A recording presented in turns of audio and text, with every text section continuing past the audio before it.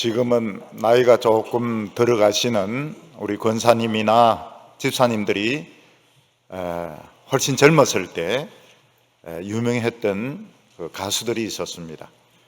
그 중에 이 아바라고 하는 그 팀이 있었는데 그때 인기를 굉장히 많이 끌었습니다. 저도 그 아바가 부른 노래 중에서 좋아하는 노래가 있었는데 I have a dream, 꿈을 가지고 있습니다. 그 노래를 좋아했습니다. 그 가사 중에서 보면 당신은 천사를 믿나요? Do you believe in angel? 그런 내용이 나옵니다. 오늘 사람들은 천사를 믿을까요? 거의 천사를 믿지 않습니다. 기대는 하지만 천사가 있으면 좋겠다 이렇게 생각은 하지만 천사는 거의 대개 다 믿지 않습니다.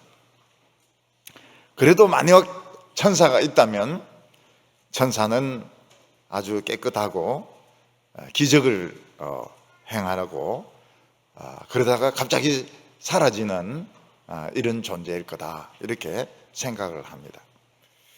근데 최근에 천사를 만났다는 사람은 아무도 없습니다.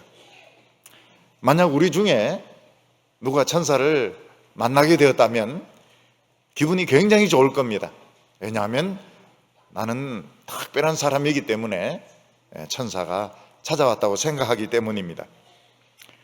그래서 사람들은 천사에 대해서 기대는 하지만 믿지는 않습니다.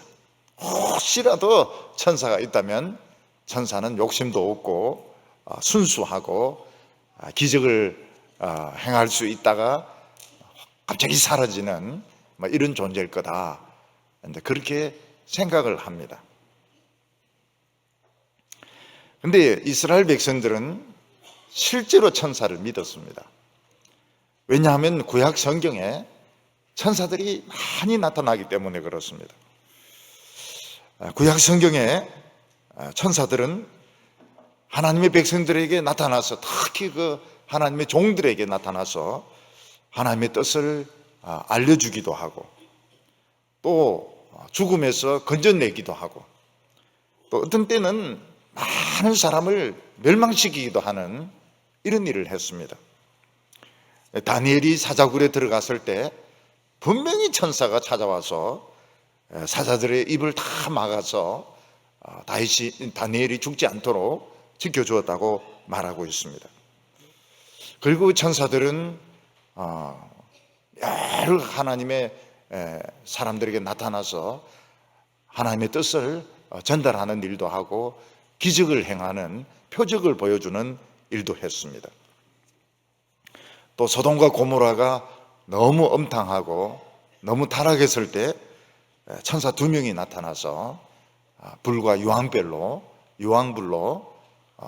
소돔과 고모라를 천멸을 시키는 심판하는 일을 하기도 했고 또 히스기야 때 아수르 군대가 쳐들어와 가지고 하나님을 욕하고 하나님의 백성들을 욕하고 이렇게 했을 때 천사 1명이 내려와 가지고 아수르 군대 18만 5천 명을 하루 저녁에 다 죽이는 이런 일도 행했습니다. 우리가 이런 것을 보면 이스라엘 백성들은 천사를 확실하게 믿었습니다. 그리고 천사 1명만 나타나도 얼마나 엄청난 일이 일어나는지 이스라엘 백성들은 그걸 믿었습니다. 천사 1명만 찾아와도 로마 군대라든지 다른 나라 군대들 다 죽일 수 있다 하는 것을 믿었습니다. 만약 천사 1명만 내려와도 18만 5천 명이 죽고 천사 1명만 내려와도 소돔과 고모라가 멸망을 한다면 만약 하나님의 그 아들이 내려오면 어떤 일이 일어나겠습니까? 하나님의 아들 창조자가 이 세상에 내려오신다면 어떤 일이 일어나겠습니까? 그런데 이스라엘 백성들은 그건 잘 모르겠다고 그런 거 생각 안 해봤다고 그런 식으로 대답을 했을 것입니다. 이 히브리서는 그 이름이 서신 이름이 히브리인들에게 이렇게 되어 있습니다. 제 생각으로는 제사장 출신들, 유대인들 중에서도 제사장 출신들이 개종을 해가지고 예수를 믿는 그 무리들을 대상으로 이 편지를 썼다고 봅니다. 그리고 이 편지가 쓰여진 그 시기가 언젠가 하면 저는 예루살렘 멸망 이후라고 봅니다. 그래서 예루살렘에서 유대인들이 공식적으로 110만 명이 죽고 20만 명은 노예로 끌려가고 예루살렘 성전이 불탔을 때 이 제사장 출신 이 기독교인들은 완전히 그 멘붕 상태, 완전 공황 상태에 빠졌던 것입니다. 그리고 그들은 다음에는 자기들이 로마의 공격을 받지 않을까, 자기들이 전멸당하지는 않을까, 이런 두려움을 가지고 그냥 예수고 하나님이고 그냥 다 때려치워버리고 어디로 도망을 가버릴까, 신앙을 다 버려버릴까, 이런 생각을 하고 있었던 것 같습니다. 근데 이 사람들은 천사는 확실히 믿었던 것 같습니다. 그래서 천사에 대해서 굉장한 신뢰를 하면서 천사 한 명만 내려왔어도 예루살렘은 멸망하지 않았고 그 많은 유대인들은 죽지 않았을 텐데 왜 천사가 안 내려왔을까? 이 사람들은 천사에 대해서 굉장한 그 신뢰를 가지고 있었습니다. 그래서 사도행전에 보면 베드로가 고넬료라고 하는 그 이방인 백부장의 그 초청을 받아서 거기서 하나님의 말씀을 전하는 가운데 막 그 성령이 임합니다. 오순절에 임했던 성령이 임하고 그 이방인들이 방언을 하고 막 난리가 났습니다. 이것을 보고 베드로는 그들에게 세례를 주었습니다. 이 소문을 듣고 유대인들 중에서 막 강경하게 베드로를 공격하는 사람들이 있었어요. 너가 왜 이방인들에게 가서 세례를 주고 그들과 교제하고 음식을 먹었느냐고. 그때 베드로가 뭐라고 답변하고 있는가 하면 내가 환상 중에 보니까 못 먹는 그런 짐승들이 내려와 가지고 하나님이 먹으라는데 내가 안 먹는다고 했다고.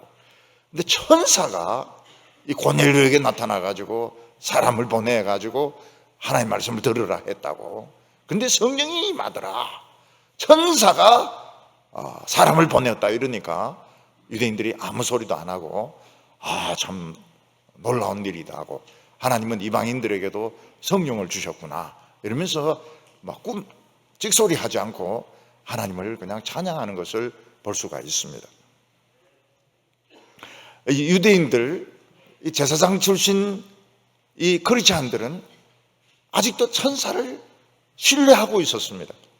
히스기야 때 왔던 그 천사, 다니엘을 지켜주었던 그 천사 한 명만 내려와도 우리는 망하지 않을 텐데, 우리는 다 살 수 있을 텐데, 그런 생각을 가지고 있었습니다. 근데 이 히브리서를 쓴 분은 뭐라고 말하고 있는가 하면 천사가 아니라 하나님의 아들이 직접 내려왔다. 하나님의 아들이 직접 내려왔고 엄청난 구원을 행하시고 지금 하나님의 보좌 우편에 앉아 계신데 뭘 두려워하고 뭘 떨고 있느냐? 우리는 두려워할 것이 아무것도 없다고 말하고 있습니다. 오늘 우리들은 천사는 인정하지만 천사를 신뢰하고 천사를 절대적으로 믿고 그렇게 하지 않습니다. 이게 오히려 이방인 출신이기 때문에 우리에게 유리한 것 같습니다. 우리는 천사에게 기도하고 도와달라 그러고 북한의 핵을 해체시켜 달라고 그렇게 하지 않습니다. 왜냐하면 천사와 비교되지 않는 하나님의 아들 창조자를 믿기 때문에 우리는 천사에게 기대를 할 필요가 없는 것입니다. 오늘 첫 번째로 보면 하나님은 맏아들을 세상에 다시 데리고 오신다고 말씀하고 있습니다. 여기 보면 6절에 또 그가 맏아들을 이끌어 세상에 다시 들어오게 하실 때에 이렇게 말씀하고 있습니다. 예수님을 하나님의 맏아들이라고 표현하고 있는 것이 아주 특이한 점입니다. 다른 성경에도 보면 우리가 하나님의 아들로 입양이 되었기 때문에 예수님을 맏아들이라고 말하고 있습니다. 그런데 여기서는 우리가 하나님의 자녀로 입양되었기 때문에 맏아들이라 하는 것이 아니고 다른 천사들과 비교해서 예수님은 맏아들이다 이렇게 말씀하고 있는 것입니다. 구약 성경에 보면 천사들에 대해서도 가끔씩 하나님의 아들이라고 표현할 때가 있습니다. 또 구약 성경을 이렇게 읽어보면 하나님의 아들에 대해서, 우리가 믿는 하나님의 아들에 대해서 특별하게 구별해서 말씀하지 않는 것을 볼 수 있습니다. 구약 성경에서 하나님은 자신의 아들을 절대로 노출시키지 아니하고 그냥 천사들과 같이 어울려 가지고 지내도록 하나님의 아들을 감추어 놓으셨습니다. 오늘 우리식으로 표현하면 아주 귀한 집 그 자식이지만 특별히 우대하지 않고 그냥 보통 다른 애들하고 같이 어울려서 놀도록 그냥 평범하게 키우는 그런 집이 있습니다. 자기 집 아들이 참 대단하지만 막 귀족이고 왕족이고 이렇지만 그 표시 내지 않고 그냥 다른 애들과 똑같이 그냥 평범하게 키우는 그런 집이 있습니다. 마찬가지로 하나님께서도 아들을 구약시대에는 특별하게 표시나게 하나님의 아들이라고 천사들 다 절해라고 그렇게 하면서 그런 말씀을 안 하셨습니다. 그래서 하나님의 아들이나 천사들이나 다 하나님의 영광 가운데서 같이 막 섞여서 그냥 지냈던 것입니다. 하나님의 아들이라고 해서 특별히 우대하거나 구별하거나 그렇게 하지 않으셨습니다. 어떤 점에서 보면 천사들이 더 센 것 같았어요. 하나님의 아들보다도 구약시대 때 보면 천사들이 막 유황불도 내리게 하고 18만 5천 명도 죽이게 하고 이런 거 보면 하나님의 아들보다도 천사들이 더 힘이 센 것 같았습니다. 그런데 하나님의 아들은 구약시대 때부터 천사들하고 다른 점이 딱 하나 있었습니다. 그게 무엇인가 하면 이스라엘 백성들을 너무 사랑하는 것입니다. 그리고 우리 인간들을 너무너무 사랑하는 것입니다. 그가 얼마나 이스라엘 백성들을 사랑하셨는가 하면 불같이 시기할 정도로 그들이 우상숭배하면 막 불같이 분노하면서 그들을 막 시기할 정도로 사랑했고 그들이 어려움에 빠질 때는 막 고민하셨고 그들이 필요한 거 있으면 그냥 다 주시고 싶을 정도로 그들의 병을 막 다 치료해 주시고 적을 다 물리치시고 그들의 필요한 것을 그냥 다 주시고 싶을 정도로 그 이스라엘을 사랑하고 우리 인간들을 사랑하는 데 있어서 하나님의 아들은 특별했던 것입니다. 근데 외모나 권세나 이런 데 있어서는 특별히 구별이 되지 않았습니다. 하나님의 아들을 그 천사들 사이에 감추어 놓으셨던 것입니다. 근데 하나님의 아들이 드디어 일을 저질렀습니다. 너무 우리 인간들을 사랑하시고 이스라엘을 사랑하셔가지고 하나님의 아들이 일을 저질러 버렸습니다. 천사들은 상상할 수도 없는 일을 저질러 버렸습니다. 그게 무엇인가 하면 그 하나님의 아들의 그 영광의 자리를 포기해 버린 겁니다. 영광의 자리를 버리시고 우리와 똑같은 인간으로 아기로 태어나셨습니다. 천사가 아니고 완전히 인간이 되신 것입니다. 그래서 천사보다 훨씬 못하게 되었습니다. 이게 하나님의 아들이 저지른 것이었습니다. 그게 뭔가 하면 우리를 너무너무 사랑해가지고 자신의 모든 것을 다 주시려고 그 영광의 보좌를 버리고 그냥 인간으로 내려오는, 천사보다 훨씬 못하게 되었습니다. 그리고 그냥 인간이 된 것으로 끝난 것이 아니고 우리의 모든 죄를 다 책임지시고 그 고통스러운 십자가에 못이 박혀가지고 그는 너무 처참하게 죽었습니다. 이게 하나님의 아들이 저질러 놓은 것입니다. 근데 여기에 비밀이 있었습니다. 무슨 비밀이 있었는가 하면 죄가 하나도 없는, 죄가 정말 한 방울도 없는 사람이 하나님 말씀에 순종해서 죽으면 죽음이 깨트려지게 되어 있습니다. 이게 놀라운 비밀이었습니다. 사탄도 이거를 잘 생각을 못했던 것 같아요. 그냥 예수님을 죽이는데 급해가지고 하나님의 아들을 죽이면 자기가 하나님의 아들을 대신할 수 있다, 너무 성급하게 생각한 것 같아요. 예수님은 죽으심으로 사망의 세력을 깨뜨리고 천사들보다 월등한 지위에 올라가게 되었습니다. 그게 무엇인가 하면 하나님의 보좌 우편에 앉으신 것입니다. 그러니까 구약시대 때는 하나님의 아들이지만 천사들보다 특별히 표시가 나지 않았습니다. 그냥 이스라엘 백성들을 사랑하시고 우리 인간들을 사랑하셨습니다. 그러나 그가 인간이 되어서 특히 십자가 위에 죽으심으로 사망의 권세를 깨뜨리고 부활하셨을 때 이제는 이제 천사들하고 비교가 안 돼요. 월등하게 높은 지위와 권세와 영광을 얻게 되었습니다.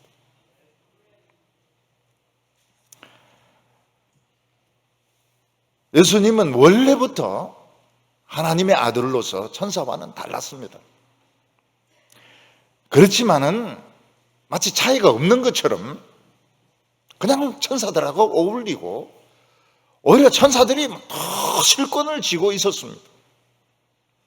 근데 그가 인간이 되시고 그가 죽었다가 사망의 권세를 깨뜨리고 살아나셨을 때는 이제는 천사하고 어울릴 수가 없습니다. 너무너무 높아지셨기 때문에 그는 정말 하나님의 보좌 우편에 앉는 너무너무 높은 자리에 오르시게 되었습니다. 그래서 하나님께서 이 맏아들을 천사들 중에서도 정말 우두머리였었던 이분을 다시 이 세상에 오게 하실 때가 있는데 그때는 어떻게 됩니까? 모든 천사들이 그 앞에 무릎을 꿇고 절한다는 것입니다. 이제는 친구가 아닙니다. 모든 천사들이 무릎 꿇고 경배하고 마귀도 무릎 꿇고, 마귀는 그냥 하나님 아들 잡아먹으려고 얼마나 설계된지 몰라요. 그런데 예수님께서 다시 이 세상에 오실 때 마귀도 무릎을 꿇습니다. 악령들도 무릎을 꿇습니다. 세상에 뭐 권세 있다, 대통령 지냈다, 무슨 장관은 말할 것도 없고 그냥 절도 못하고 그냥 산에 깔려 죽으려고 막 도망칠 텐데 그 산이 무너져야 말이죠. 전부 엎드려지라고, 짐승들도 절하고 온 세상 피조물들이 이 하나님 아들 앞에서 무릎을 꿇고 절하게 될 거라고 말하고 있습니다. 그러니까 지금 이 예수님은 참 구약시대 때는 스스로 자기 자신을 그렇게 유별나게 표현을 하지 않으셨어요. 그냥 천사들이 오히려 더 많은 일을 했습니다. 그렇지만 그가 사람이 되시고 그냥 진짜 낮아지시고 그가 죽으시고 못 박혀 죽으시고 사망의 권세를 깨달았을 때는 천사와 친구가 아닌 겁니다. 우리 피조물하고 친구가 아닌 겁니다. 그는 정말 하나님의 보좌 우편에 계신 하나님의 아들이셨던 것입니다. 사탄이나 악령이나 지금 교만한 자나 뭐 권세 잡은 사람들, 대통령이라고 해서 큰 소리 치는 사람들 그 앞에 전부 바짝 엎드리게 되어 있습니다. 천사들은 어떤 존재입니까? 천사들은 7절에 또 천사들에 관하여는 그는 그의 천사를 바람으로 그의 사역자들을 불꽃으로 삼으시느니라, 이렇게 말씀하고 있습니다. 예수님께서 부활하시고 나서는 어떻게 하십니까? 천사들의 친구가 아닙니다. 천사들을 바람으로 쓰시고 있습니다. 바람으로. 바람이라고 하는 것은 눈에 보이진 않지만 기온을 조절하는데 굉장히 중요한 역할을 합니다. 찬바람이 불고 더운 바람이 불고 이러면은 추웠다 더웠다 이러는데 오늘은 좀 추운 바람이 부는 것 같아요. 그래서 전부 옷을 두텁게 입고 오셨어요. 불과 며칠 전만 해도 막 더운 바람이 불어가지고 무슨 아프리카니 스프리카니 막 그런 소리 하더니 이제는 지금 막 추운 바람이 막 부니까요. 그리고 비가 오게 하고요. 바람은 구름을 불러가지고 비가 오게 하고 눈보라가 치게 하고 태풍이 불게 하고. 근데 사회적인 이런 변화도 일으킵니다. 바람은 사회적인 변화도 일으키는데, 어떤 사람이 생전 착한 일 안 하다가 진짜 구두쇠 중에 구두쇠인데 착한 일을 막 할 때 사람들은 뭐라고 이야기합니까? 무슨 바람이 불어서 너가 이렇게 착한 일을 하느냐? 식당에서 막 서빙도 하고 물도 막 길어 나르고 막 이렇게 할 때 무슨 바람이 불어가지고 너가 이렇게 하느냐? 그리고 아줌마들이 막 시장 바구니 들고 나가서 막 춤추고 막 이렇게 할 때 저 춤바람이 불었다고. 바람 중에 굉장히 무서운 바람이 음란한 바람입니다. 음란한 음풍이 불면 어떻게 됩니까? 사람들이 전부 눈에 색안경 끼고 말이죠. 색안경 끼고 전부 막 음란한 눈으로 보고 음란한 짓을 하고, 이것도 다 바람인 것입니다. 근데 그 바람에 불꽃이 붙으면 어떻게 됩니까? 이거는 큰 재앙이 일어납니다. 아무리 캘리포니아 부자 동네라 하더라도 바람에 불꽃이 붙으면 막 싹 다 타고 끌 수가 없습니다. 기름이 수만 갈론 있는데 불꽃하고 바람이 들어가면 어떻게 됩니까? 이 막 휘발리고 다 탑니다. 이 소돔과 고모라는 가스가 꽉 찼어요. 죄의 가스가 꽉 차 있습니다. 원래 거기가 기름도 많아요. 기름도 밑에 땅 속에 역청이 많은 곳입니다. 소돔과 고모라가. 그런데도 이 사람들은 그런 거 생각하지 않고 계속 음란한 짓 하고 못된 짓 하고 이러니까 천사 2명이 와가지고 불꽃을 일으키니까 어떻게 됩니까? 완전히 그냥 폭발을 해버렸습니다. 소돔과 고모라 4개 성이 그냥 폭발을 해가지고 식물 하나, 동물 하나, 지금도 못 살아요. 지금도 소금밭이 돼가지고 지금도 생물체는 거기에 살지 못합니다. 히스기야 왕 때 아수르 군대가 자기들의 힘만 믿고 18만 5천 명, 20만 명이니까 얼마나 많습니까? 몰려와가지고 막 욕을 하고 하나님을 회방하고 이렇게 할 때 천사는 불꽃으로 와가지고, 불꽃으로 아마 전염병 불꽃인 것 같아요. 18만 5천 명이 하루밤새 숨 막혀, 숨을 쉴 수가 없어 이러면서 그냥 다 죽어버린 것입니다. 우리가 이런 것을 보면은 천사가 참, 유대인들이 천사를 믿는 것이 이해가 됩니다. 소돔과 고모라를 멸망시켜버리고 18만 5천 명을 그냥 하룻밤 사이에 전부 숨을 못 쉬게 만들어서 다 죽여버리고, 다니엘이 사자굴에 들어왔을 때 사자들이 그렇게 몰려고 해도 천사들이 입을 막아가지고 다니엘이 죽지 않도록 지켜주고, 사드락 메삭 아벳느고가 용광로에 들어갔을 때 천사들이 지켜주어서 머리털 하나도 상하지 않도록 살려주고. 근데 하나님의 아들은 어떤 분이십니까? 천사들에게 그런 일을 시키는 분이십니다.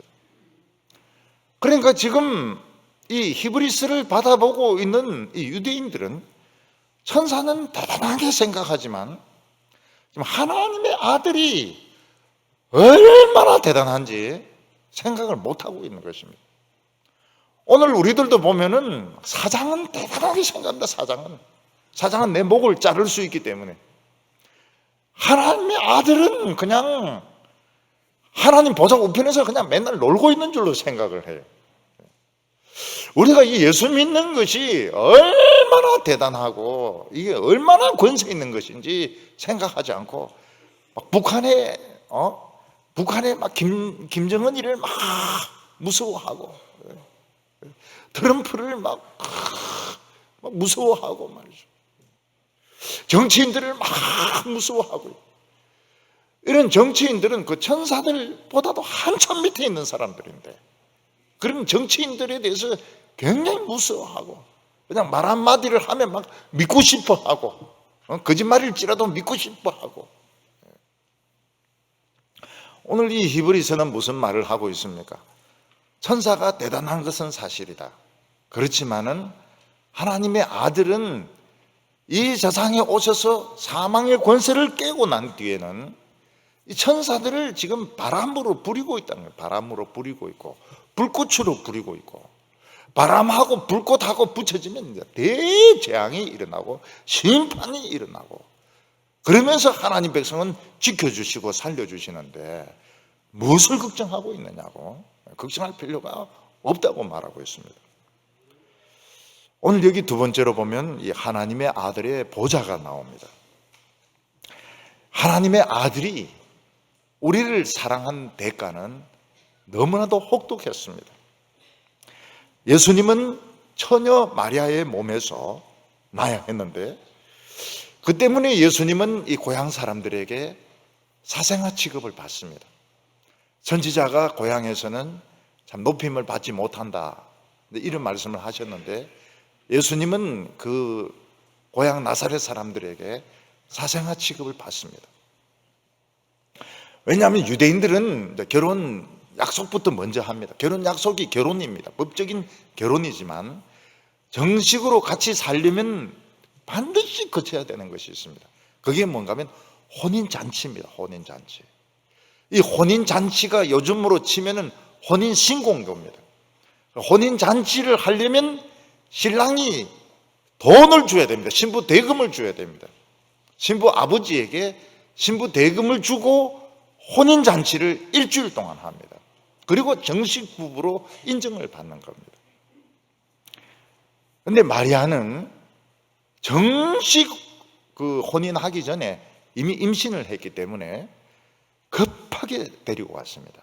요셉이 가가지고 마리아를 급히 데리고 왔습니다. 혼인잔치가 어디 있습니까? 혼인잔치 안 했다는 걸 그 동네 사람들은 다 아는 거예요. 신부 대금이 어디 있습니까? 신부 대금. 자다가 그냥 천사 말을 듣고 가가지고 바로 데리고 왔는데 신부 대금이 어디 있으며, 신부 대금 주려고 그러면 지금 나무를 더 짜야 되는데, 의자도 더 짜야 되고 돈 더 모아야 되는데 신부 대금도 없죠. 잔치도 없었죠. 혼인잔치도 없었죠. 혼인잔치 없었다는 거 어떻게 알 수 있습니까? 자기들 입에 들어간 게 없는데 무슨 잔치가 있습니까? 그러니까 요셉이 마리아를 데리고 가는 겁니다. 호적할 때 두었다가는 돌에 맞아 죽을 가능성이 있으니까 마리아를 베들레헴에 데리고 가서 베들레헴에서 낳았습니다. 베들레헴에서 예수를 낳았습니다. 그런데 그것마저도 참 방을 얻지 못해가지고 이 짐승들 우리에서 예수님을 낳습니다. 그래서 그 아기를 이렇게 그 구유에 눕히는데 생긴 거는 침대하고 똑같아요. 침대하고 똑같이 파놨으니까. 근데 쿠션은 제로입니다. 제로. 쿠션이 없어요. 이게 나무를 파가지고 그냥 소나 말들이 그 먹는 게 쿠션이 없고요. 그 다음에 이제 이 강보로 쌌다 이런데, 이 강보가 아기용 포대기가 아닙니다. 그냥 옷입니다. 옷. 그냥 여벌 옷에 그냥 예수님을 둘둘 말아 놨던 겁니다. 예수님께서는 제자들에게 뭐라고 말씀하셨는가 하면 여우는 굴이 있고 새는 둥지가 있는데 인자는 머리 둘 곳이 없다고. 예수님은 그냥 편안하게 잘 수 있는 그런 집이 없었던 겁니다. 맨날 떠돌아다니면서 산에서 자고 이 집에서 좀 잤다가 그냥 이렇게 노숙을 하고, 노숙자 이러지만 예수님도 노숙을 많이 하셨어요. 그리고 예수님은 자신을 하나님의 아들이라고 비유했다고 해서 신성모독죄로 처형을 당하고 지옥 미창까지 내려갑니다. 그 영혼이 지옥 미창까지 내려갑니다. 근데 거기서 예수님은 사망의 권세를 이기고 죄를 이기고 마귀를 이기고 살아나셨습니다. 죽음에서 살아나셨습니다. 제자들에게 자기의 못자국을 보여주시고 창자국을 보여주시고 그리고 하나님의 보좌 우편으로 올라가셨습니다. 하나님의 보좌가 있으면 그 옆에도 의자가 있습니다. 의자가 있어요. 예수님이 앉아 계세요. 서 계신 것이 아니고, 보통 왕이 이렇게 있으면 왕 옆에 신하들이 서 있습니다. 어디 감히 왕 옆에 자기 의자를 갖다 놓고 앉을 수 있습니까? 옆에 총리나 이런 사람들이 다 서가지고 왕에게 조언을 하고 있는데 예수님은 앉아 계십니다. 앉아 계신다고 하는 것은 우리의 모든 구원을 다 이루신 것입니다. 다 이룬 것이고, 이것은 모든 천사보다도, 모든 권력자들보다도, 어떤 악령들보다도 월등하게 높은 자리에 지금 앉아 계신 것입니다. 그런데 예수님은 그 보좌만 높은 것이 아니고 가장 아름다운 이름을 가지게 되셨습니다. 하나님의 아들이란 이름을 가지고 계셨는데, 이제는 구약시대 때 별명이 있었습니다. 예수님은 하나님의 아들 별명이 뭔가 하면 기묘입니다. 기묘, 원더풀. 우리로 말하면 원더풀, 참 놀라운 분, 이런 별명이 있었습니다. 그런데 이제는 우리 주 나사렛 예수 그리스도, 우리 주 예수 그리스도, 나사렛 예수라는 이름을 가지게 되었습니다. 이걸 예수님은 너무너무 좋아하는 이름입니다. 나사렛 예수 우리 주, 나사렛 예수 우리 주. 이걸 예수님은 너무너무 좋아하세요. 나사렛이라는 동네는 썩 좋은 동네가 아닙니다. 그렇지만 예수님은 나사렛 예수라는 걸 참 좋아하셨어요. 그리고 우리가 주님 이렇게 부를 때 굉장히 좋아하십니다. 여러 칭호 중에서도 예수님은 그걸 제일 좋아하십니다. 주님이란 칭호, 우리 주 예수, 우리 주 예수 그리스도, 나사렛 예수 그리스도, 그걸 제일 좋아하십니다. 가장 아름다운 이름을 얻게 되었다고 말씀하셨습니다. 8절에 아들에 관하여는 하나님이여 주의 보좌는 영영하며 주의 나라의 균은 공평한 균이다. 세상의 권력자는 아무리 장기 집권을 한다 그래도 60년 정도, 50년, 60년 정도 하고 죽습니다. 그리고 이제 가장 잘 할 수 있는 것이 자기 아들에게 그 자리를 물려주는 건데, 대개 그런 식으로 물려준 아들은 개판을 칩니다. 개판을 쳐요. 우리 인간은 넓기 때문에 영원히 통치할 수가 없습니다. 지금 우리나라 정치인들 중에서 앞으로 50년을 더 하겠다 이러는데 미친 사람입니다. 50년 못 살아요 지금. 나이가 보니까 60, 70대인 것들이 그냥 50년 가면 110년 넘도록 그렇게 하겠다는 건데, 정신이 벌써 지정신이 아닌 거예요. 정신이 오락가락하고 있습니다. 성경은 내일 무슨 일이 일어날지 모른다는 거예요. 내일 무슨 일이 일어날지 모르는데, 그래서 우리는 내일 일을 말하지 않지 않습니까? 내일 일에 대해서는 복음성경에 내일 일은 나 몰라요, 그렇게. 우리는 내일 일은 모릅니다. 내일 일은 모르고, 확실한 것은 오늘이 금요일이고 금요 예배 드리고 있고 마치면 집에 갈 거고, 그까지는 확실합니다. 확실합니다. 근데 내일 일은 우리는 몰라요. 내일 일에 대해서는 말하지 않습니다. 미래의 일에 대해서 생각하고 시험 안 드는 경우가 없습니다. 항상 시험 듭니다. 목회자들도 마찬가지입니다. 미래의 일에 대해서 염려하고 이런 분들 중에서 시험 안 드는 분이 없어요. 전에 어떤 총회장을 지낸 분이 저하고 만나가지고 저한테 물어봤습니다. 자, 총회장을 지나고도 지금 아직 몇 년 지금 남아있는데 뭐 했으면 좋겠냐고. 그래서 총회장 지냈으면 또 더 뭘 해야 되노? 그래서 뭐 그냥 제가 분명히 대답을 안 했어요. 분명히 대답을 안 했어요. 내하고 또 생각도 다르고, 일도 엄청 저지르고 욕도 무지무지하게 얻어먹었습니다. 왜 그래 욕심이 끝이 없는지 모르겠어요. 뭐 한기총 회장도 하고 또 돈 문제도 나오고 총신대 총장까지도 하고 밀리언 써 나가기도 하고 온갖 더러운 추태를 다 부리더라고요. 그때 7년 남았다 그러는데 곱게 그냥 7년 늙으면 되는데 미래에 대해서 염려하고 계획을 세우고 시험 들지 않는 경우가 없습니다.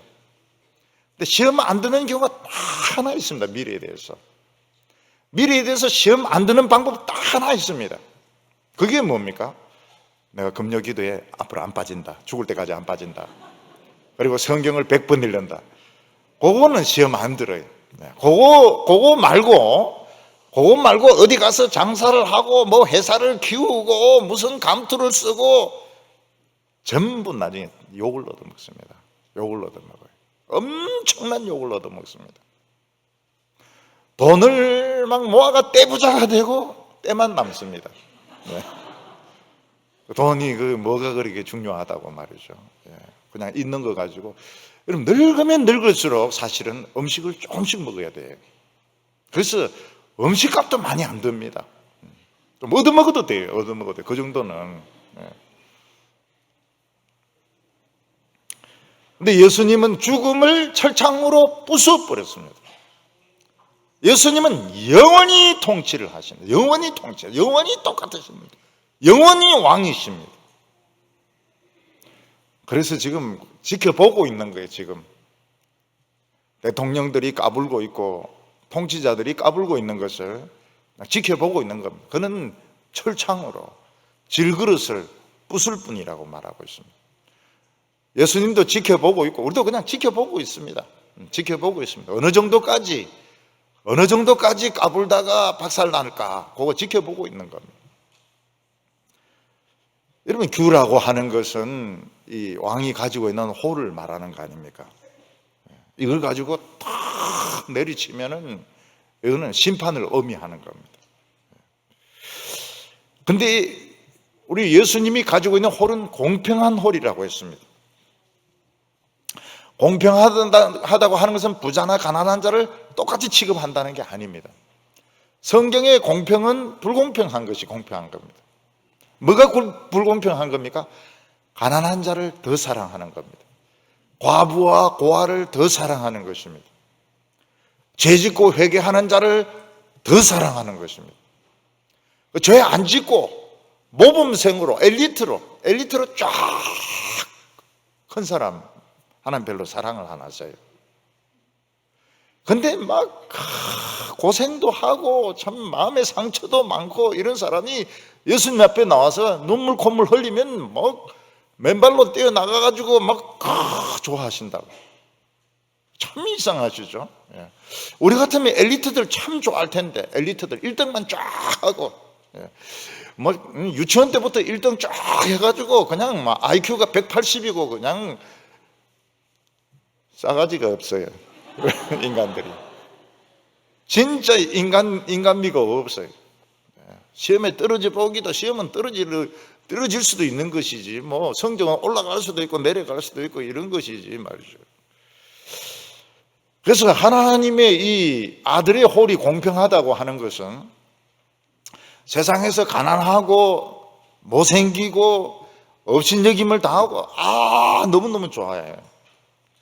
잘생기면 불리합니다. 잘생기면 여인들 중에서 막 미스 코리아로 와가 여기 띠두르고 수영복 입고 예배드리면은 예수님 나가라 그럴 거예요. 다리 막 올리고 다리 의자 위에 올리고 말이 이러면서 제가 미스 코리아입니다 하면서 이러면 나가라고 그럴 겁니다. 보기 싫다고 말이죠. 어디 수영복 입고 와가지고 예배 드리냐고 말이죠. 예수님은 막 죄 짓고 회개하고 온 사람 막 너무 좋아하는 거예요. 죄 안 지은 사람보다도. 우리는 죄 안 지은 사람이 훨씬 좋은데, 죄 안 지은 사람이 너무너무 모범생이고, 막 그런 사람이 신학교 가야 되고 말이죠. 그런 사람이 막, 참 선교사로 나가야 되고 이런데, 가가지고 교인들 다 죽여버리는 겁니다. 막 저주를 퍼붓고 말이죠. 그래서 그 환난 당하고 어려움 당하고 예수님 앞에 나와서 눈물 콧물 흘린 사람들은 복 받은 사람들입니다. 왜냐하면 엄청 좋아하시거든요. 공평하기 때문에. 사실은 불공평한 것이죠. 불공평한 거예요. 그래서 내가 과부고, 내가 고하고, 내가 막 청년 때 많이 방황도 하고 말이죠. 막 그러다가 지금 은혜 받아가지고 불 받았다. 이 완전히 이거는 복이 터진 겁니다. 왜냐하면 하나님의 아들은 그런 사람을 너무너무 좋아하거든요. 아멘이. 믿음이 안 생기는 모양이죠. 아무래도 이 예수님이 하나님이 약간 정신이 이상한 것 같다고. 근데 사실입니다. 믿으시기 바랍니다. 믿으시기 바랍니다. 그래서 죄 짓고 회개하는 사람은 이거는 완전히 이거는 복을 잡은 거예요. 청년 때 막 방황했다가 제대로 돌아와야 됩니다. 제대로 돌아야지 이단으로 가고 이러면 이건 진짜 저주받는 겁니다. 그리고 계속 방황하면 이건 망한 겁니다. 망한 거예요. 지금 막 은혜 받고 열심히 생기고 막 가난해도 하나님 앞에 나와서 막 뜨겁고 이거 좋았어요. 좋았어요. 왜 사람들이 그렇게 막 엘리트 그룹을 좋아하고 막 큰 걸 좋아하고 이런 걸 몰라서 그렇습니다. 하나님을 몰라서 그래요. 하나님은 그런 거 안 좋아하셔요. 하나님 그런 거 싫어하세요.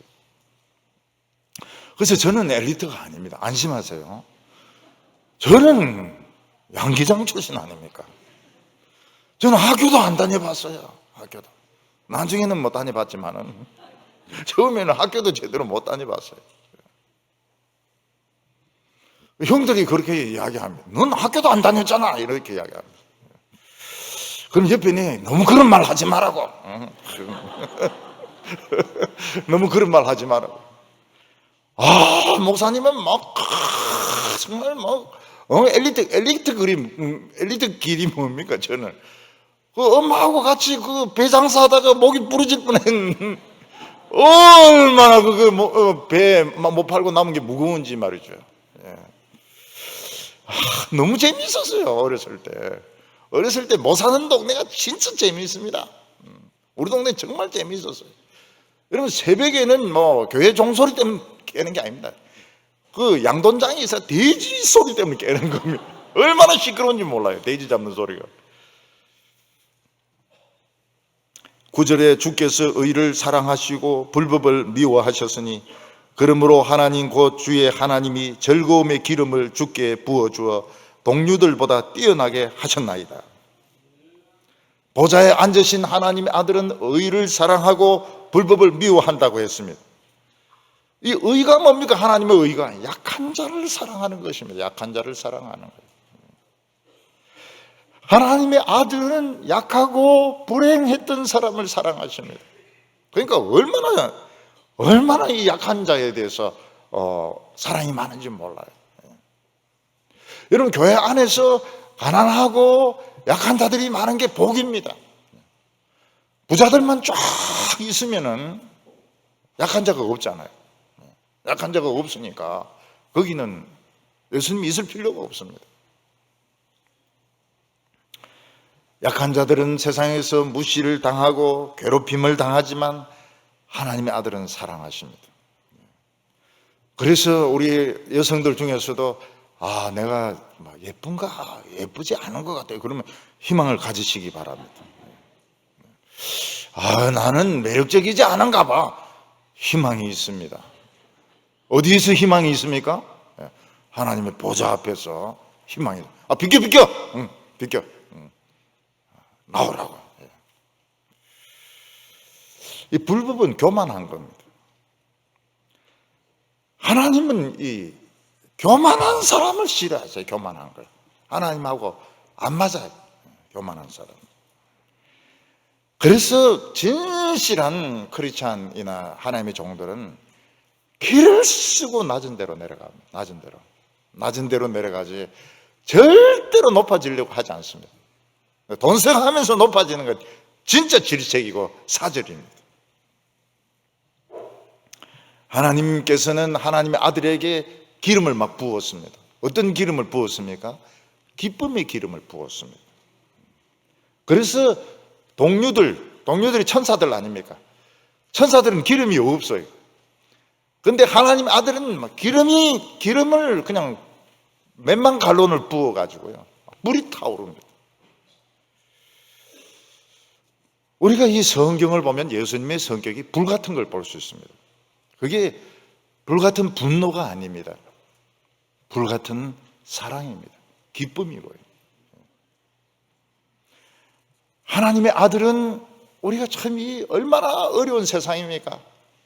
온 마귀가 그냥 참 사람들을 괴롭히고 상처를 주고 못살게 울고 그런 가운데서 믿음을 지키고 오늘도 하나님 앞에 나와서 기도하고 이럴 때 막 기름이 막 하나님 막 부어주셔가지고 막 불이 붙는 겁니다. 기뻐가지고. 이게 천사들에게는 이 기름이 없어요. 천사들에게는 기쁨의 기름이 없습니다. 여러분 월드컵 축구를 하는데 월등하게 상대방은 키도 크고 진짜 잘하고 이런 가운데 우리 한국 선수가 몰고 들어가서 골인을 시키면 온 대한민국이 막 들고 일어납니다. 들고 일어나요. 막 기름을 안 부었는데도 들고 일어납니다. 우리 성도님들이 반대도 많고 핍박도 많고 경제적으로 어려운데도 믿음으로 확 나가지고 성령 충만 받을 때 천국에서는 막 열광을 합니다. 열광을 해요. 야, 지금도 저런 신자들이 다 있구나. 지금도 저런 신자들이 있고 저런 교회가 있구나. 기름을 그냥 부어가지고 막 예수님이 막 기뻐가지고 막 불이 막 붙습니다. 천사들은 그냥 옆에서 그냥 박수만 치고 있고요. 천사들도 좋아하죠. 좋아하는데 예수님은 좋아서 죽으려고 그래요. 죽으려고. 죽음을 이기신 분이 죽으려고 하면 안 되죠. 기쁨에 있어서 예수님을 따라올 수가 없습니다. 예수님은 우리 보면 막 기뻐가지고요. 좋아가지고요.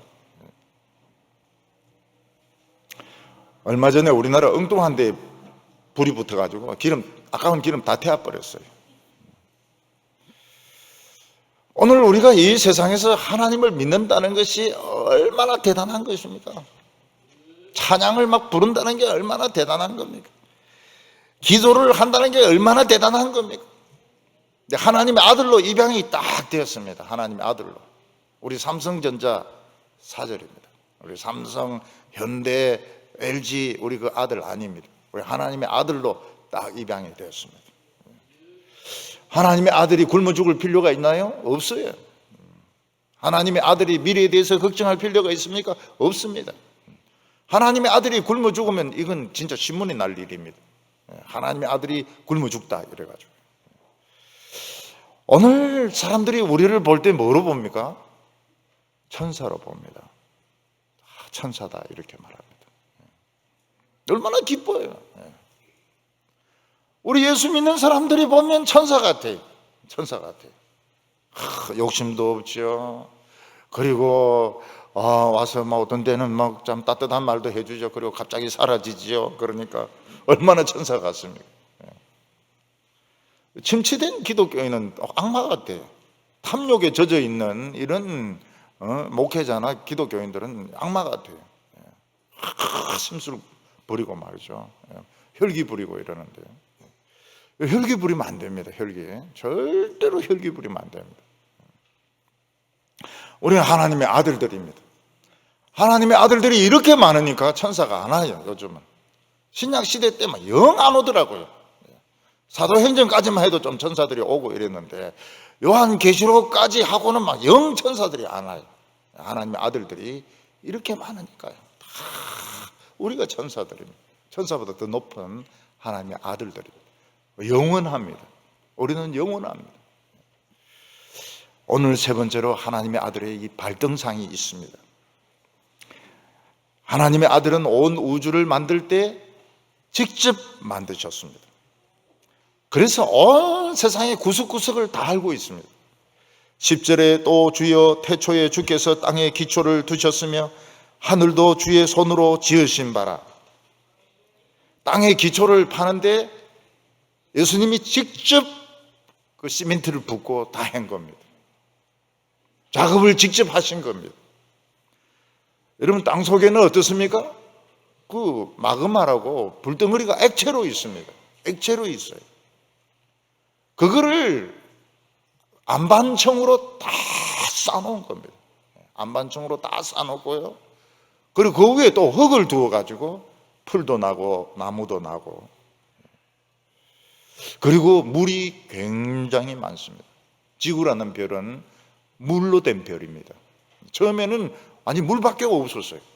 물밖에 없었는데 안에 그 안반청도 그래 형성이 안 되고 막 불덩어리가 있고 이러니까 막 온 바다가 끓는 겁니다. 바다가 끓고 수증기가 끓고 막 그렇게 한 겁니다. 근데 그 안반청이 터지면 어떻게 됩니까? 마그마가 흘러나와요. 화산이 폭발하든지 사람이 살 수가 없습니다. 가스가 굉장히 많아요. 유독가스가 많이 나옵니다. 바다는 물이 너무 많아가지고 육지를 넘어오려고 그러는데 넘어오지 못하도록 모래로 딱 경계선을 그었습니다. 모래를 넘지 말라고. 함시 넘어와요. 바다도 굉장히 육지에 올라가고 싶은가 봐요. 그래서 어떤 때 함식 쓰나미가 와가지고 넘어갔다 옵니다. 그러면 사람들이 많이 죽지요. 바다는 그 모래를 넘어서고 싶어 합니다. 근데 이 하나님의 아들은 그 바다에 있는 그 수분을 수증기로 끌어올려 가지고 구름을 만드시고 비가 되어서 내리게 하십니다. 이 기술이 굉장히 뛰어난 기술입니다. 이게 비 내리는 기술은 이 하나님의 아들의 굉장히 특별한 기술입니다. 그 넓은 바다에서 수증기를 끌어올리는 겁니다. 그리고 물이 그렇게 많으면은 물이 떨어지가 사람들 머리가 깨지고 그럴 텐데 그렇게 되지 않도록 바가지로 막 파묻듯이 그렇게 되지 않도록 그렇게 그걸 만드셨어요. 그리고 하늘을 만드셨는데 하늘에 공기가 있습니다. 숨을 쉴 수가 있어요. 우리 성도들은 숨을 쉬어야 됩니다. 숨을 쉬어야 됩니다. 근데 가끔씩 인간들이 너무 애미기고 이러면 태풍이 불어옵니다. 태풍이 불어오면 막 바람이 진짜 참 난리도 아니죠. 우리 인간은 교만하지 말라는 겁니다. 하나님 앞에서 교만하지 말라고. 이번에 부산에 막 100층짜리 올린데 유리가 다 깨져 버렸어요. 이번엔 유리만 깼는데 조심해라고 말이죠. 자꾸 100층들 올리고 이러면 안 좋아하는 겁니다. 하나님은 우리 인간들은 자연 앞에서는 개미와 같습니다. 하나님의 아들은 자연을 다스리십니다. 그런데 우리 눈에 보이는 이 자연은 점점 낡아갑니다. 그래서 옷이 떨어지듯이 지금 자연이 많이 낡았습니다. 지금 하늘도 낡아가지고요, 뽀얗고 별이 안 보입니다. 그리고 물도 낡았고 땅도 지금 낡아가지고 많이 오염이 되어 있습니다. 근데 주님은 영원하시다고 말씀했습니다. 11절과 12절 보면 그것들은 멸망할 것이나 오직 주는 영존할 것이요 그것들은 다 옷과 같이 낡아지리니 의복처럼 갈아입을 것이요 그것들은 옷과 같이 변할 것이나 주는 여전하여 연대가 다함이 없으리라. 어떤 사람들은 그것들이 멸망하나 이걸 천사라고 이야기하면서 천사도 늙는다 그렇게 주장하는 분이 계셔요. 천사도 늙는다. 늙은 천사 봤습니까? 천사도 애기 천사, 늙은 천사가 있습니까? 그런 거는 아닌 것 같고요. 그 마귀 편은 그 늙은 것 같아요. 마귀에게 따라간 천사들은 추합니다. 추하고 늙었고요. 늙었고 마귀 할멈 같고요. 근데 여기서 늙는다고 하는 것은 천사를 말하는 것 같지는 않고 자연이 늙어간다는 겁니다. 우리가 새 옷을 사면 참 빳빳하고 참 이 섬유도 탄탄해서 참 멋이 납니다. 근데 여러 해 이제 빨래를 하고 막 이렇게 하면 옷이 이제 후들후들거리지게 됩니다. 섬유가 다 낡아져 가지고. 그리고 입으면 벌써 멋이 없어요. 그러면 이제 그 옷은 버려야 되는 것입니다. 제가 바지가 언젠가 제가 옷 사는 걸 굉장히 싫어해 가지고요. 옷을 진짜 사는 것을 싫어합니다. 그런데 그때 어떻게 한번 바지를 샀는데 그걸 제가 굉장히 좋아했어요. 약간 폼도 나는 것 같고 그거 입으면 회색 바지인데 근데 어느 날 너무 추운 거예요. 그걸 입었는데 내가 좋아하는 그 회색 바지를 입었는데 너무 추운 거예요. 그래서 보니까 자세히 보니까 낡았어요. 낡아가지고 그냥 겉은 그냥 있는데 안은 섬유는 거의 다 낡아버린 겁니다. 지금 버리려고 지금 따로 놔놨습니다. 아까워요. 그거 10년 입었더니 그냥 낡아버렸어요. 요즘 사람들 늙지 않으려고 얼마나 몸부림치는지 모릅니다. 그래서 막 얼굴도 땡기고요. 얼굴도 막 땡기고 그리고 막 살도 빼고 옷도 멋있는 것을 입고 그럼 젊어집니다. 5년 지나서 보면 더 늙어 있어요. 근데 우리 육신도 이거 헌옷이기 때문에 갈아입어야 돼요. 갈아입어야 됩니다. 새 옷으로. 청년들은 조금 더 입다가 청년들은 조금 한 몇십 년 더 입고 우리들은 늙은 것들은 이제 갈아입어야 됩니다. 우리는 갈아입을 옷이 있어요. 갈아입을 옷이 있습니다. 새 옷이 있습니다. 새 옷. 진짜 멋있는 새 옷을 예수님이 딱 만들어 놓으셨어요. 근데 예수 안 믿는 사람들은 어떻습니까? 갈아입을 옷이 없습니다. 그래서 살아나긴 살아나는데 뭐로 살아나게 됩니까? 미라로 살아나게 됩니다. 미라로 살아나가지고요. 막 이래가지고요. 전부 이래가지고 창피해서 지옥에 갑니다. 창피해서. 근데 그 미라에 구더기가 그렇게 많아요. 구더기가 그렇게 많고, 그리고 막 불이 탑니다. 불에 타요. 혓바닥도 미라로 돼가지고요. 불에 타요. 우리들은 어떻습니까? 짠, 젊은, 진짜 젊은, 이쁜 모습으로, 그리고 건강한 모습으로, 싱싱한 모습으로, 옛날에 그 처녀 때보다 더 이쁜 모습으로, 그때보다 더 다리도 좀 길고요. 얼마나 멋있는 새 옷을 다 입고 말이죠. 13절에 어느 때에 천사 중 누구에게 내가 내 원수로 내 발등상이 되게 하기까지 너는 내 우편에 앉으라 하셨느냐. 하나님의 보좌 우편에 천사가 앉을 수 있습니까? 그 앉았다가는 그 엉덩이 불나는 겁니다. 두드리 맞아가지고. 하나님의 보좌 우편은 아무나 못 앉습니다. 하나님의 아들도 거기 못 앉았습니다. 근데 그가 인간이 되고 죽었다가 죽음의 권세를 깨고 부활했어서 거기 앉은 겁니다. 하나님의 보좌 우편은 그만큼 권세가 있는 자리입니다. 근데 거기 발등상이 있습니다. 그 발등상은 뭔가 하면 왕의 발을 놓는 발판을 말합니다. 옛날에 전쟁에서 이기면 전쟁에서 진 왕을 발로 밟았습니다. 등을 발로 밟았습니다. 로마 황제 중에서 페르시아의 포로가 된 황제가 하나 있었습니다. 그 페르시아 왕은 어떻게 했는가? 늘 엎드리려 해가지고 그 등을 밟고 말을 탔습니다. 로마 황제의 등을 밟고 그 말을 탔습니다. 얼마나 굴욕입니까? 로마가 결국은 페르시아를 못 이깁니다. 페르시아를 못 이기고 게르만을 못 이깁니다.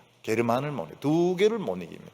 다른 데는 다 이기지만은 페르시아를 못 이겨요. 게르만을 못 이깁니다.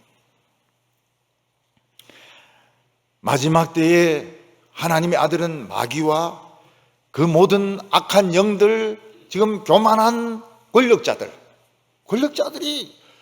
자기 마음대로 떠들어대요. 여러분, 그건 다 걸리는 겁니다. 그거는 전부 다 악령에게 속한 겁니다.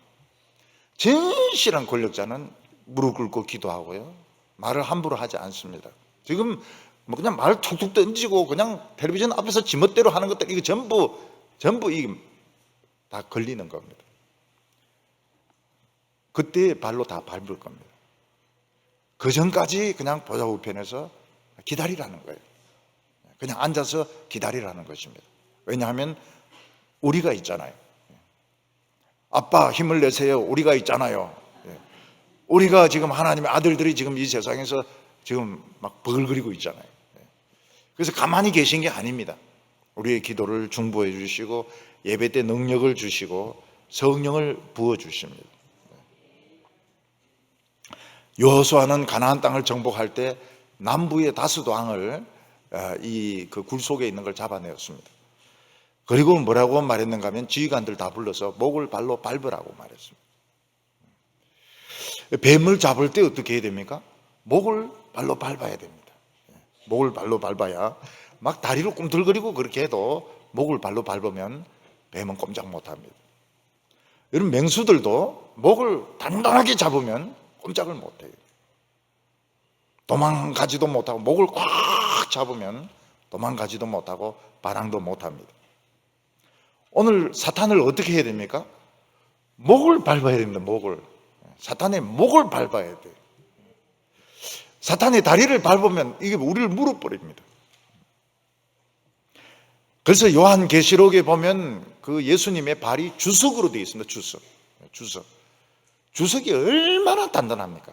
그거로 목을 팍 밟기 때문에 물어봐야 소용이 없어요. 오늘 우리 성도님들은 예수님이 온 악한 자들을 밟을 때까지 우리가 지금 밟고 있어야 됩니다. 목을 밟아야 됩니다. 사탄의 목을 밟아야 되고 악한 자들의 목을 밟아야 됩니다. 그래서 우리는 우연을 기대하면 안 돼요. 우연히 천사가 나타나서 우리를 도와줬다가 없어질 거라 그런 생각하면 안 돼요. 우리가 천사인데, 우리가 하나님의 아들인데 우연을 왜 기대해야 합니까? 마귀를 밟아버려야죠. 14절에 모든 천사는 섬기는 영으로 구원받을 상속자를 위하여 섬기라고 보내심이 아니냐. 우리는 천사들이 내려와서 우리를 도와주는 걸 기대해서는 안 됩니다. 천사는 구원받은 우리 상속자들을 돕는 영이지 우리의 숭배자가 아닙니다. 우리는 하나님 외에는 아무 것에도 고개를 숙이면 안 됩니다. 부모님에게는 인사하세요. 오늘도 설교 말씀 듣고 아무에게도 고개 숙이면 안 된다 해가지고 부모님 보고 뭐 네가 뭔데 이랬다가는 이거는 이놈의 자식이 그냥 미쳤나 보고 이렇게 이야기해요. 우리는 그 부모님이시니까, 부모님 돌아가시면 부모님 시신이지만 그 절하면 안 돼요. 그 절하면 안 돼요. 그런데 부모님은 돌아가신 거예요. 그 영은 천국에 가신 겁니다. 천국에 가시든지 지옥으로 가시든지 가신 것이고 그 육신만 남아 있는 겁니다. 우리는 하나님에 대해서는 경배를 해야 됩니다. 저는 요새 하나님께 막 절을 하고 싶어가지고요. 성경에 여호와께 경배했더라 이러면 막 저도 막 경배를 합니다. 너무너무 여호와가 참 위대하셔가지고 같이 막 경배합니다. 성경을 읽으면서 같이 막 경배합니다. 무릎 꿇고 막 경배하고 싶어요. 돌로 떡을 만들어 먹으라. 그런 시험에 넘어가면 안 됩니다. 돌로 떡을 만들어 먹으면 안 돼요. 높은 데서 뛰어내리라. 그런 것이. 하나님은 시험의 대상이야. 믿음의 대상입니다. 여러분, 성경 가지고 시험하면 안 돼요. 성경 가지고. 그러면 성경 가지고 시험 치면 안 되겠네요? 우리 교회는 시험 안 쳐요. 성경 가지고 퀴즈 내야 하면 안 되겠네요? 안 하는 게 좋죠. 믿어야죠. 믿어야죠. 예수님의 12제자는 누굽니까? 그래가 쭉 외운다 해가지고 그렇다 해서 공부 더 잘하는 게 아니에요. 우리는 믿어야 되는 겁니다. 참 이런 세리도, 이런 마태 같은 세리도 참 귀하게 썼고, 마태복음 너무너무 어려워요. 마태복음 너무너무 어려운 게 마태복음입니다. 얼마 전에 마태복음 설교를 마쳤는데 막 혀가 나오려고 그래서 너무너무 어려워가지고. 예수님은 모든 교만한 자를 발로 밟을 겁니다. 그때까지 우리는 사탄을 발로 밟아야 됩니다. 우리는 위대한 하나님의 자녀들이고, 복음은 뭡니까? 영혼을 살리는 비법입니다. 비법. 이걸 우리는 가진 자들입니다. 우린 복음을 버려도 안 되고 복음을 헐값에 넘겨도 안 됩니다. 기독교라는 명칭을 가지고 온갖 감투 다 쓰고 온갖 헌금 다 모으고 잘난 체 하는 것들 우리 경멸합니다. 우리는 경멸하고 우리 말 안 해요. 그런 사람들 입에 올리기도 싫어합니다. 왜냐하면 그들은 사기꾼들이에요. 그들은 진정한 하나님의 자녀들이 아닙니다. 오늘 우리 성도들이 가난하고 연약하고 어려움이 많다면 복 받은 겁니다. 주님은 여러분들을 영원히 사랑하실 겁니다. 우리 이 복음 붙들고 어떻게 하든 사람을 살려야 됩니다. 영혼을 살려야 되고, 누가 뭐라고 하든지 그 필요 없어요. 필요 없어요. 이런 목회자들이 교회가 없다고 그러는데, 교회가 없으면요, 길에서 전도하면 됩니다. 길에서 전도하면 돼요. 길에서 전도하면 됩니다. 하나님의 자녀들이 뭐가 부족해가지고 사람 붙들고 교회 붙들고 자리 붙들고 돈 붙들고 못난 이들처럼 왜 그렇게 합니까? 우리 이거는 영혼을 살리는 이 비방, 노벨상하고 비교가 안 되죠. 노벨상 우리 안 받습니다. 또 주지도 안 하고. 우리 예수 이름으로 우리가 참 이 사탄의 권세를 이기는 성도들이 다 되시기를 바랍니다. 기도드리겠습니다. 거룩하신 하나님 아버지, 천사를 보내어서 소돔과 고모라를 멸망시키고 아수르 군대 18만 5천 명을 멸망시켰던 하나님 아버지, 아들을 보내어 주셔서 지옥의 그 사망의 권세를 깨트리게 하시고 하나님의 보좌 우편에 앉게 하여 주심을 감사합니다. 우리는 다 하나님 나라의 우리는 비밀 요원들입니다. 하나님 아버지, 우리는 하나님의 아들로 입양이 된 자들입니다. 우리는 영혼을 살 비법을 가지고 있습니다. 우리 모두 당당하게 하여 주시고, 우리 이 세상 겁내지 말게 하여 주시고, 우리의 발을 주석과 같이 만들어 주셔서 사탄을 밟게 하여 주시옵소서. 예수님의 이름으로 기도하옵나이다.